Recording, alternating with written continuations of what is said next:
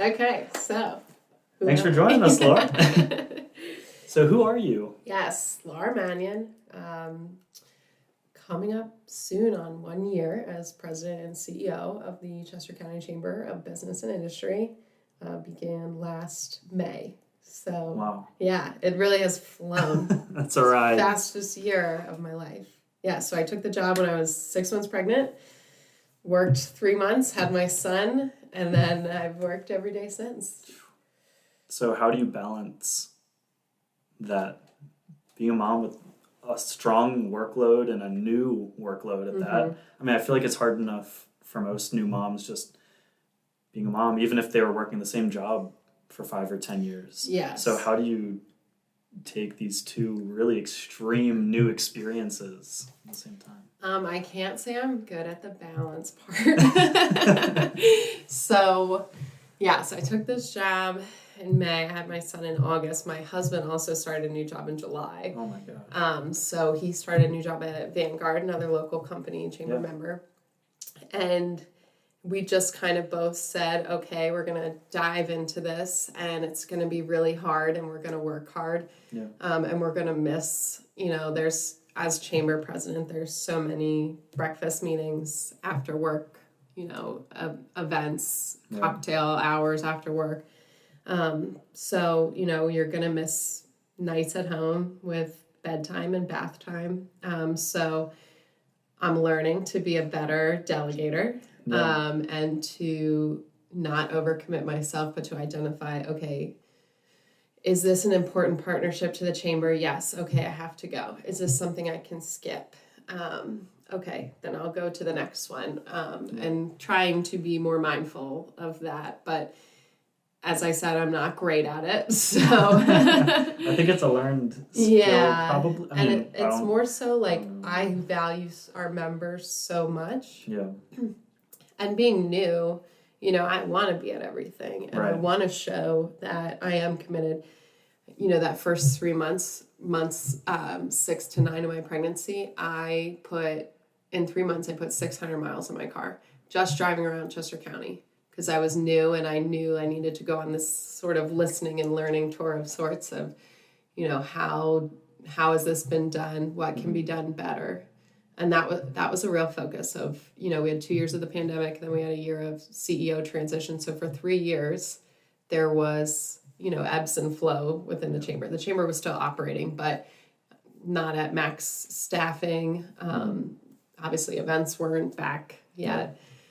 So I had a lot of opportunity to really see how can what is the better return on investment for what you've put into the chamber. Yeah. And I've really taken that to heart.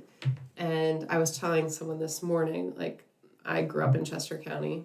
Yeah. I married my high school sweetheart. I am a dual Pennsylvania graduate. Like, I live in my hometown, similar to you. So I'm so invested in this community and making this job work. And being, bringing my family to events. Nolan has been with me. My 7-month-old has been with me at Business After Hours. He's been with me at meetings. There's a pack and play in my office. So he has really been along for the ride with me. Yeah. And I love this community. I eat at the restaurants, I shop at the shops, I walk all of our trails, and I sit on our roads in the morning in traffic. So I'm a big advocate for infrastructure. But I think it's just really about balancing, and also, I am so invested in this, so I want to make it work. Yeah. And that involves sometimes missing bedtime, but then also bringing my son to events if needed. Right. Yeah. Yeah, and that's your quick acceleration into the spot. As far as the Chester County Chamber of Business and Industry, what is it? What do you do? Oh, that's such a hard question to answer sometimes because it's so multifaceted and it's so every day so different.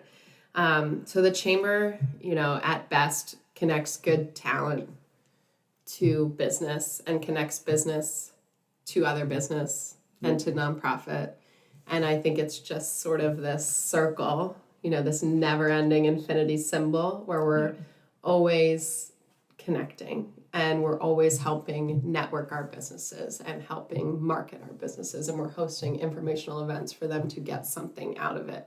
Whether it's a networking opportunity or it's an educational opportunity, we are there to serve as their voice through advocacy, which we can get into what that really means. But the networking piece, I think, is the most important. And Chester County is so different from any place I've ever been, because it really, truly, the nonprofit community and the business community is so hand in hand. And actually, I was talking to a woman this morning who said, have you ever noticed if you look at the shape of the county, it looks like a fist?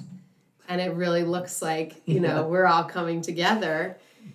And so that's, I think, where the chamber really shines, is bringing people together, but also serving as that educational resource. And there was no, unfortunately, there was no better way to show the value of the chamber than through the pandemic, because, especially for small business, what do I do? Where do I go? Everyone's calling their banks, they don't know. It's looking for some kind of help. Yes, everyone needs reaching out. Yeah, everyone needs resources. And my predecessor did a very good job of serving as a resource for those looking for help during the pandemic with PPP loans, and making sure that business had a voice, especially as we sort of continue to slowly open. That's where the advocacy came in of like, we need to reopen because our businesses can't continue to shut down, and we can't continue to let people go. And so there's a lot that the pandemic showed that value of the chamber. And now it's like, okay, we're past that. How do we continue to be that voice for business? And what I'm learning through all my childcare advocacy, there will always be something to advocate for. And like right now, my big focus is childcare, but then there's also housing. As an employer, even, from the restaurant owner to the CEO at Vanguard, you're having trouble finding employees. The county is expensive. The county roads are in need of upgrades. So transportation is so key. Infrastructure is so key. And I think I'm a small business. How does advocacy help me? Well, me writing a letter to say the Route 30 bypass needs funding for infrastructure projects. That's how we can advocate for you. And to talk about workforce, or talk about childcare from a workforce perspective, that's advocacy as well. Housing costs, as someone who bought a house last year, it's not, employees are going to start to look to other places to live. And then they're not going to want to travel on our poorly designed roads.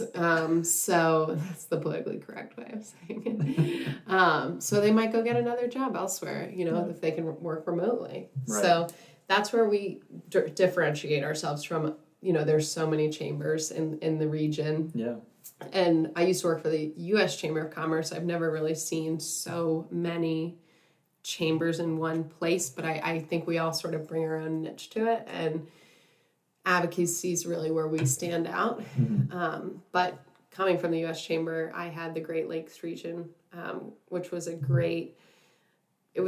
not the sexiest states. It was pretty much like here to Illinois. So you had like Pennsylvania is in there. Pennsylvania, Ohio, Kentucky, Indiana, Michigan, and Illinois. So I really got to see chambers on the rural, urban, suburban front. It's a good mix. A great mix, and that's what Chester County is. We have out west, we have our more manufacturing focused, urban. We have down south, we have our southern portion with our mushroom farming and agriculture and landscaping, and then we have the main line area, very suburban. So I'm taking what I learned in my previous role and really applying it here. And there's such a great connect there, because what's going to be important, talking about H-2B visas for our mushroom farmers versus, infrastructure needs up here and broadband, out in Coatesville. all the work that's being done in Coatesville, getting the train station back to Coatesville, getting a train to Phoenixville. Yeah. So we really have our hands in all of that. So it's a lot to have a just above the surface level knowledge of. Right. But when I worked for the U.S. Chamber, I had to know policies that would affect, every state in my region, which I said was so diverse. So I've sort of been, acclimated to this now. Yeah, it's a great fit. Yeah. When you have, like you said, having that difference of all of those needs and finding a way to get the best fit for them. And I know in your background, so you're at Villanova for a while, correct? Yeah. With the background in the connection between, most people talk about public-private sector relationships and the best case scenario there. I'm curious what the best case scenario looks like and what role the universities play in the county in that equation. So you kind of have public-private, and then I almost see university as like a third player. And I know you spent a lot of time there. So can you kind of talk about that connection? Yeah, so higher ed, I worked at Villanova University for 3 years as Director of Government Relations and Community Affairs. And Villanova, similar to a lot of our schools in the area, are built into neighborhoods. Yeah. So you're literally like among the people, for better or worse. Sometimes for the neighbors for worse. So that's really at Villanova where I even really learned what a Chamber of Commerce was. So, my role, I worked with our local elected officials, so the township supervisors, the commissioners, the county council, and then all the business associations. And then, that's where that public-private. So we have world-renowned colleges and institutions of education here. People come from all over the world to get educated, especially in the Philadelphia region. In the county, we've got Westchester, Immaculata, we've got Delaware County Community College, we've got the tech school, we just have so many places that they're integral to our community. So bringing those people here from all over the world, they're then shopping at the shops, they're eating at the restaurants, they're voting in our elections, again, for better or for worse. Some don't like that here in the local level. But it's a great way to really try to capture them to stay here. Right. So that's one thing that I think the state and us, the business community, and we all need to come together and say, how do we keep them here post-graduation? Yeah. If you're talking workforce development, then you have to consider the university system as the foundation for the workforce development. And then it's an issue of retention, which I imagine leads into the housing concerns and infrastructure concerns. Yeah, so it's really, so when I used to go all around and they would say, how do we get more people here? How do we get more businesses here? Well, as a college student who graduates, I want to be able to afford my house because I likely have student loans. I need a good paying job. I need a good company culture. I want a Starbucks and a Target nearby, at the good restaurant, the dry cleaner. You need to build your community around these places. And I think we've seen in Pennsylvania over the last 10, 20 years, especially with what's going on with the state system, the public schools, they're all closing. Those towns depend on those schools. Right. The pizza shop, the dry cleaner, the hospital system, they depend on those. So you need a vibrant system to support all of that. So we also here, we have one of the higher aging populations in the country. We continue to lose a congressional seat every census. So our population's getting older, dwindling. That obviously means there's a retention problem. They're coming here and they're leaving. They're going to New York, LA, Washington, D.C. They're going back home.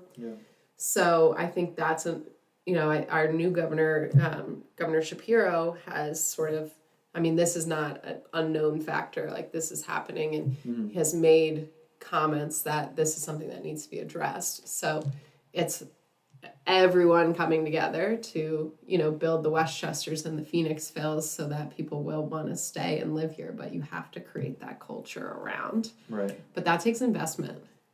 And especially for millennials, it's a lot of time. Yeah, we're strapped in debt. We have later birth rates in life because we can't afford, to have children. And now the cost of childcare is so high.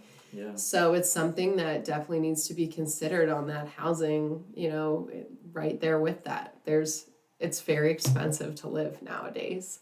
So you have to provide incentives, whether it's, some sort of payback for school or childcare incentives. That's where that public-private partnership comes in. Yeah.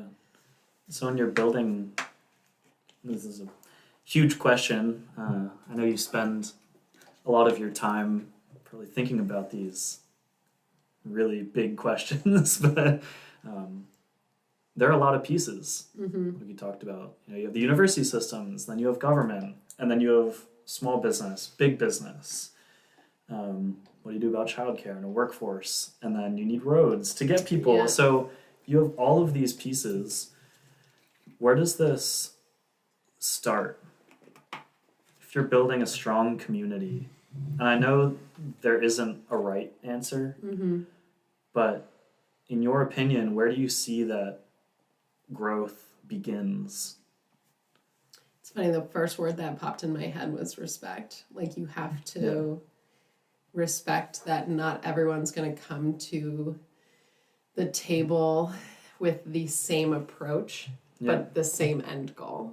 Yeah. So we might think differently about how, a developer and I are going to think differently about the cost of house in Chester County. Right. It's funny. I talked to a gentleman who does a lot of development in Phoenixville, where I live, and I complain about the time it takes me in the morning to get to where I need to go. And he's like, but don't you love how your property value has shot up in the last couple of years? And it's like, well, yes, but, so I think, while we all have, there's a lot of policy issues that need to be addressed, and we're not going to agree always on how to get there, but the common goal at the end is to be respectful, to have tough conversations. Yeah. And we have a lot of those in our government affairs committee. Like, we talk about immigration, and we talk about, the broken system, and we talk about, should we sign on to this sign-on letter about aluminum tariffs that's affecting, businesses of every size and industry, and having these educational conversations, as I mentioned, that the chamber is, that's what we're here for, to also provide information that maybe you wouldn't know otherwise. Yeah. Coming to the table just with that common goal. And I think, again, that's what makes Chester County so special, is that we are all trying to make a better community. And I think the spectacle of politics over the last 5 to 7 years, even longer, but, really more so in the last 5 years, like, it's on the business community to step up now and be the leaders, because our politicians are not doing it to the best of their ability. That's not to say, all politics is local. Like, on Friday, I'm taking a walk with the mayor of Phoenixville, because not every sidewalk on the north side of Phoenixville is ADA compliant.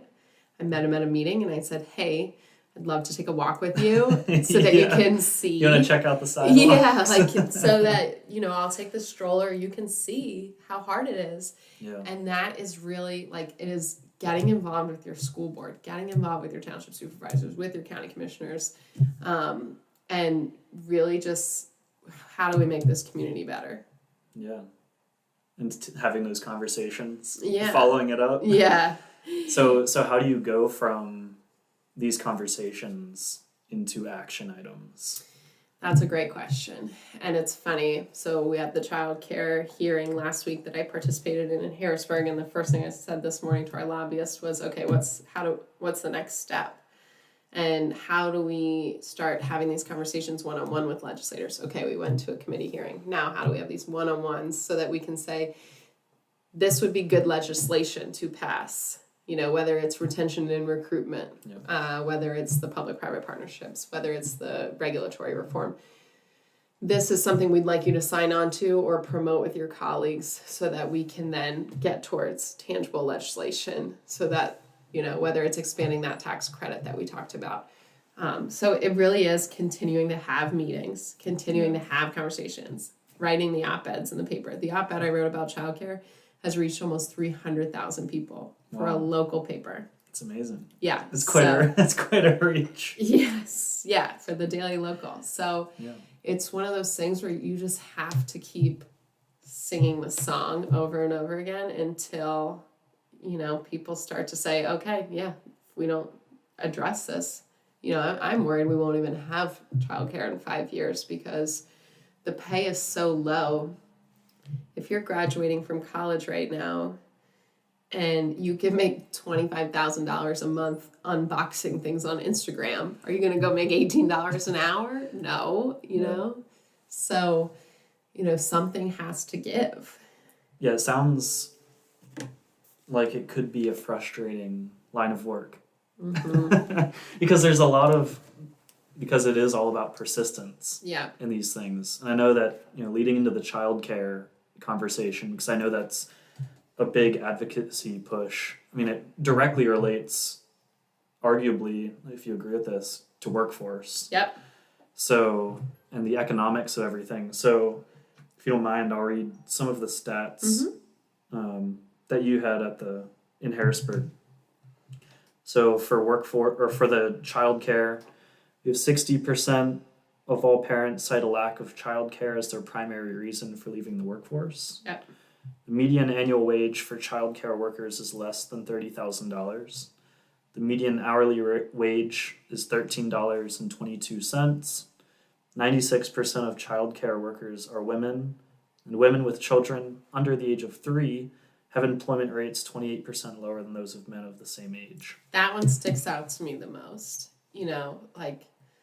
1 million women are missing from the workforce post-pandemic because they cannot get back to work, and their male counterparts, their husbands or their partners, are just going to work, and it's like I said, I have Ivy League educated friends that should be in the workforce that just can't because of this problem. And it's what I'm getting a lot of feedback on too is I think people don't realize that this transcends all tax brackets. This is not a problem that a person who makes less than $50,000 is. You could be making $200,000 and you still don't have access to childcare. Right. So this is a problem that affects every member of society. And whether it's you, your children, or your employees, it takes 33% of an individual's salary to replace them in terms of retention or recruitment and hiring. So it's now affecting your bottom line as a business owner because if I drop out of the workforce because I can't find daycare, it's going to now take 33% of my salary for you to bring somebody else in. Yeah, I mean, so it seems like, with all of these potential avenues that we could address and the chamber could address and small business owners in Chester County in particular, it's like we need to pick something and focus on it. Yes. Yes. And it's like so you can address infrastructure and roads, you can address housing. We talked about all of these different options, and I feel like, I don't agree with this, but I feel like some people could say maybe childcare isn't the best thing to focus on. We should focus on this X, Y, or Z. Yeah. But I would almost say it's better, even if it's not the best thing to focus on, which again, I disagree with, but even if it's not, picking something and moving forward is likely the most important thing you can do, even if it's not. And I think with childcare or housing or infrastructure, the way it ties back to the mission of the chamber, which is so workforce related, like it's there, it is the issue. And whether the 65-year-old male CEO understands it fully, it's affecting him. you know, and this is a women's issue. I put that in quotes, but it's really not, because it affects everybody. Yeah. And I think there's just like infrastructure ties into housing, ties into childcare, ties into public transportation. And maybe it's not a direct link right away, but once you start to really flesh it out, and then, even bringing immigration in, that is 100% a workforce issue. And we're seeing now, too, like, the visa system in America is so broken. And as we see more and more tech layoffs, we're seeing more and more issues with visas. Yeah. Because if you're here on a visa and you work in the tech industry and you're laid off, you're then, going to be sent home if you don't find employment quickly. And then we hear from the southern end of the county, like H-2B visas, which are for our seasonal workers. Mushroom farming is different than strawberry farming, which is different than dairy farming. And how, the seasons are different. There's only, again, I could go down a rabbit hole for hours because what I've learned in this job and how, this is where I spin my wheels, because it's like, all right, I want to make a difference, but I can't put my arms around all of this at one time. And I think that sometimes can get frustrating and disappointing. And, I read a lot of news, and the news is so depressing these days. And, sometimes it is really heavy to carry this all around and to know that there's no just like one size fits all approach to try to fix it. So that's a part of the job, I think that people don't think about often, that really weighs heavily. Yeah. There are a lot of components. Mm-hmm. There are a lot of differing opinions. Yeah, and you have to be on all the time. Someday I just don't want to be on, but I have to be, because I'm in meetings all day and, talking to the construction owner over here. Then, I go talk to the landscaper, and then I go talk to the mom who owns her own banking company, and then we have the banks, and then we're running events. So it's, sometimes I just get winded talking about it. Yeah. So I know you said that some of the way that you can delegate your workload is, you have great partnerships all over the county with different organizations and individuals, different sectors, specifically with IT Edge, joining as a partner just as a chamber member, getting involved on some committees. What's your ideal way for someone to get involved? I'm a small business owner, or I'm thinking about joining the chamber. I want to make as big of an impact as possible. Yeah. How do you recommend someone does that? So I met with a small business owner this morning who just joined, and she said, how do I maximize my chamber membership? So I said, first thing you did, you showed up to an event before you were a member. And that was the great first step, because from that event, and she came to a Women in Business, one of our committee, a Women in Business event, she walked away with 20 business cards and 5 leads, So she was telling me, the follow-up of, I met with this person. And, again, that's where it comes back to the networking aspect that the chamber brings. And whether right away that you're going to need somebody, or whether it's 6 months down the line and someone says, hey, do you know somebody who does IT work? And, oh, yes, I met Braedon at a chamber event. Yeah. It's showing up. I always say, if we hear I'm not getting enough out of my chamber membership, I say, okay, well, what are you putting into it? Are you coming to our events? Right. Are you reading our weekly email? Do you follow our social media accounts?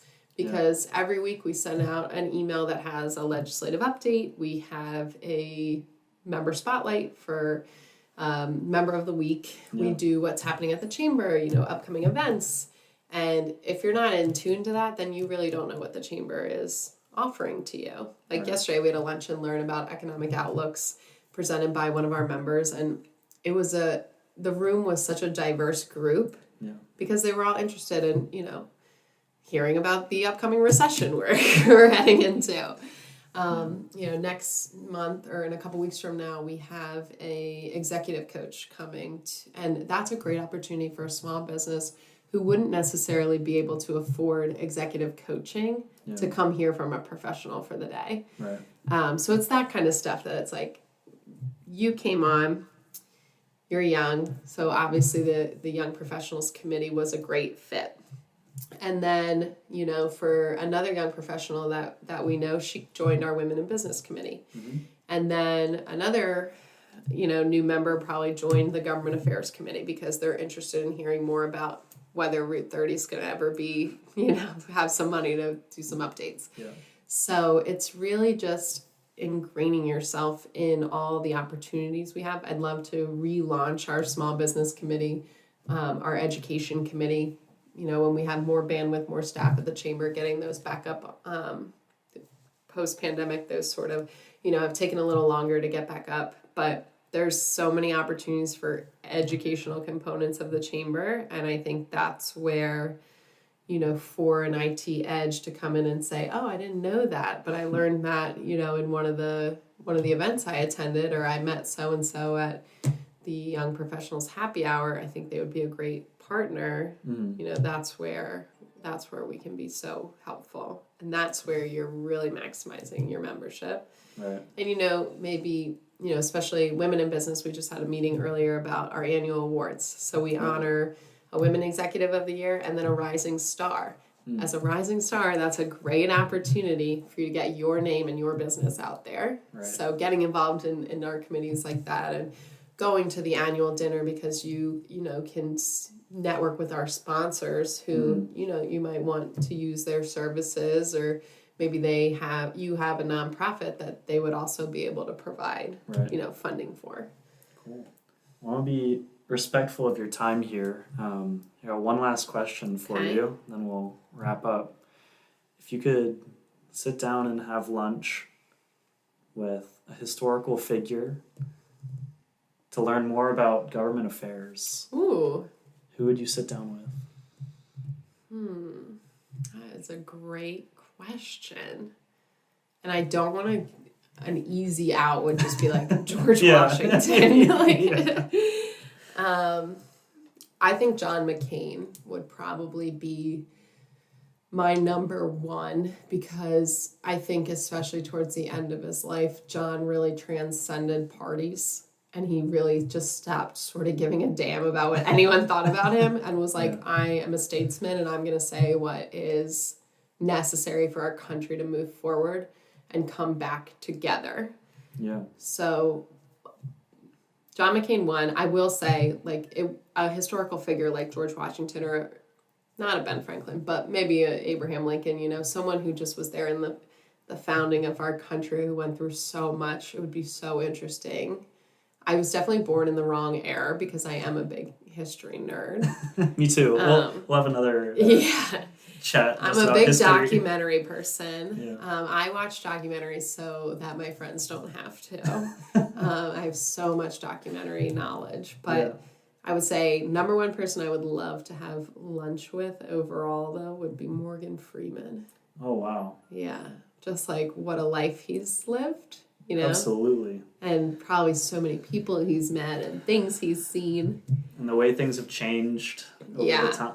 Yeah, it's incredible. Mm-hmm. Cool. Well, I think that's a great place to close. Yes. Thanks again for your time. Thank you for having me. It's really valuable. I know your time is valuable, so thanks again. Yes, thank you. Appreciate it.